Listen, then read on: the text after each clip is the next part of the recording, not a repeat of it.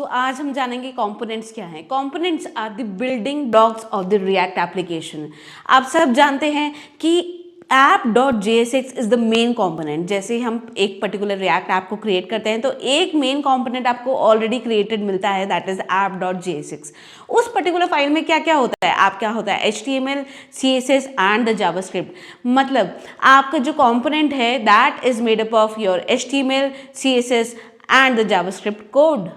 Component जो है always end with .js और .jsx एक्सटेंशंस। ठीक है, आपका app.jsx होगा या आपका app.js होगा। Components again they are reusable, मतलब आप एक कंपोनेंट बनाओगे उसको मल्टीपल टाइम्स आप यूज कर सकते हो।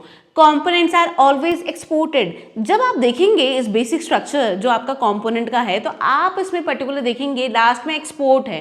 क्यों है एक्सपोर्ट? बिकॉज कंपोनेंट जो हैं वो अदर कंपोनेंट्स में या आपकी रिएक्ट एप्लीकेशन में यूज होंगे तो उसको एक्सपोर्ट करने की ज़रूरत है। तो now let's create this index.html in React app.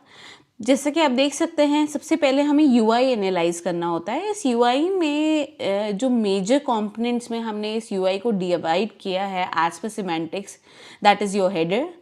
Header के बाद आता है आपका बैनर और उसके बाद हम एक और कंपोनेंट ले लेते हैं जिसमें ये फीचर्स जो है ना, Twitter marketing, Facebook marketing and Google plus marketing are being listed. तो ये सबसे लास्ट वाला कंपोनेंट हमने एनालाइज किया है एज फीचर्स। इस तरीके से हमने इस पर्टिकुलर index.html को मेजरली 3 कंपोनेंट्स में डिवाइड कर दिया है। तो इस अकॉर्डिंग हमारी ये जो कंपोनेंट्स हैं बेसिकली डिवाइड हो गए हैं।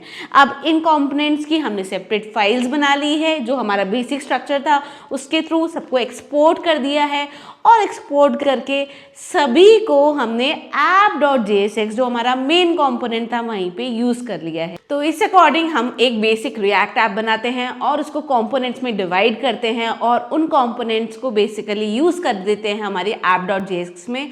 I think you understood the concept of components. Subscribe to my channel and like my video.